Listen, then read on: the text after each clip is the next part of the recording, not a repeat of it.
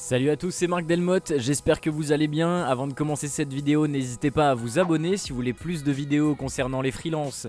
Et n'hésitez pas à lâcher un petit pouce bleu, ça fait toujours plaisir si la vidéo vous a plu.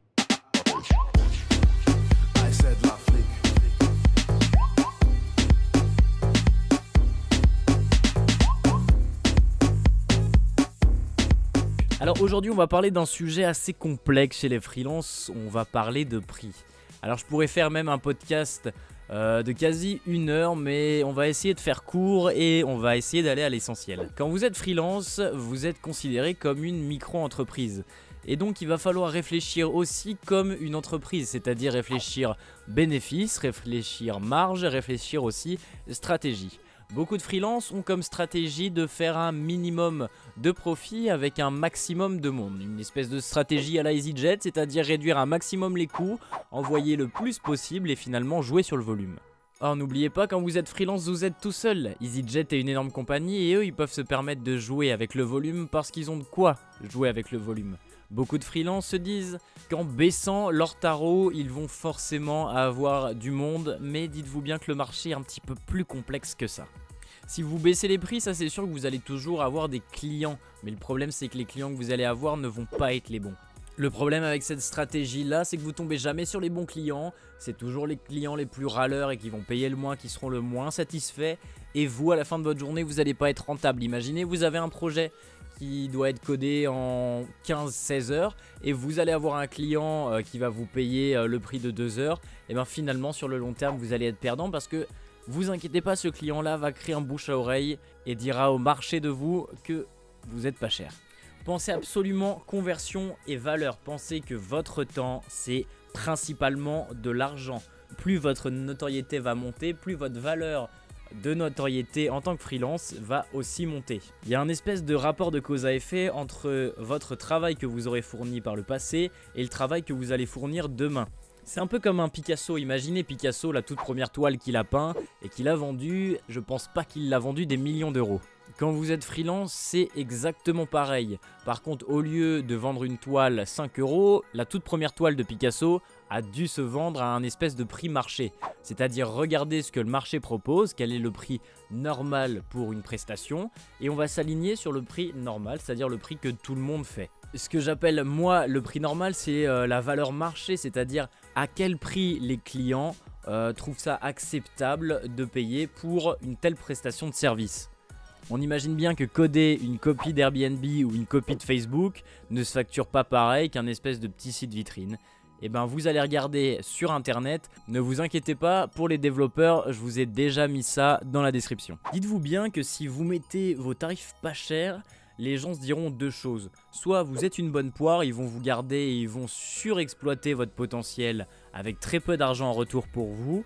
Soit ils se diront que le travail que vous leur fournissez n'est pas de qualité et donc à ce moment-là ils iront voir ailleurs. Pour ceux qui veulent un tout petit peu plus d'explications là-dessus, allez regarder quelques vidéos sur internet sur le prix psychologique. C'est exactement pareil pour les freelances. Si un client paye 2 euros, ce qu'il devrait payer normalement 300 euros, il se dirigera naturellement vers le 300 euros parce que derrière le 2 euros, il sent soit l'escroquerie, soit la mauvaise qualité. Alors dites-vous que vous allez certainement perdre des clients quand vous allez augmenter des tarifs. Ça c'est normal, il y a toujours des gens qui sont prêts à payer peu cher pour avoir quelque chose de qualité. Mais en face, vous allez gagner en notoriété et vous allez gagner en crédibilité. Vous allez avoir des personnes qui sont prêtes à payer un vrai prix. Mais le vrai prix, hein, pas un petit prix d'amis ou un prix de réduc. Un vrai prix pour vos prestations.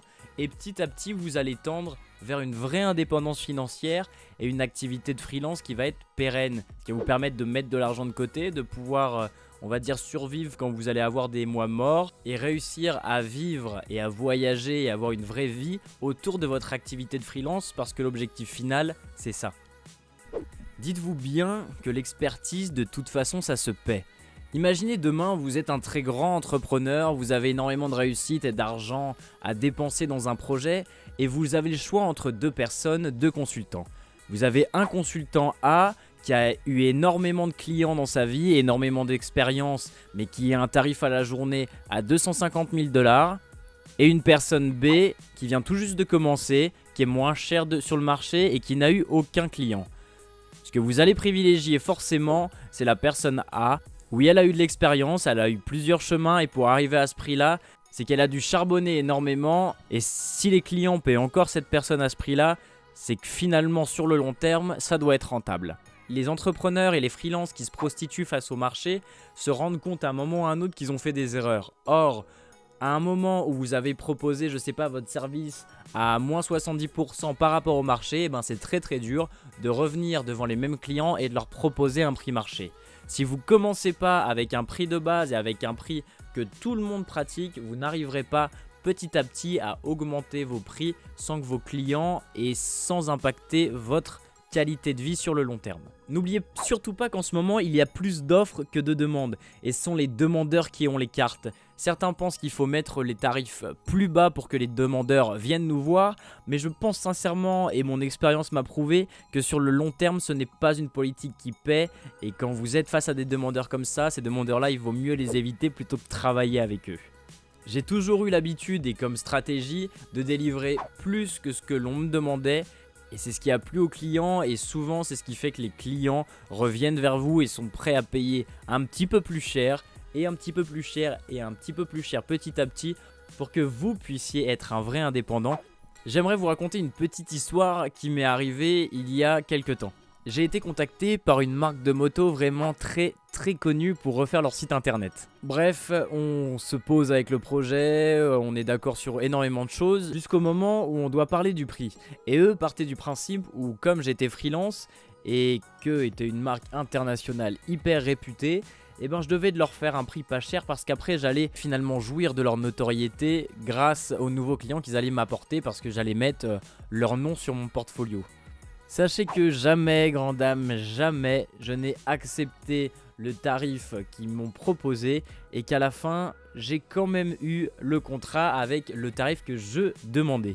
Donc n'oubliez pas, ne jamais plier, même si vous pouvez être gagnant sur le long terme.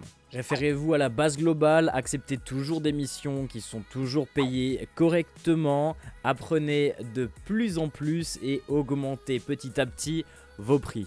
Bref, j'espère que cette vidéo vous aura plu. N'hésitez pas à mettre un petit pouce en l'air ou un commentaire pour nous dire ce que vous en pensez. D'ici là, portez-vous bien et comme disait l'autre, longue vie et prospérité à tous.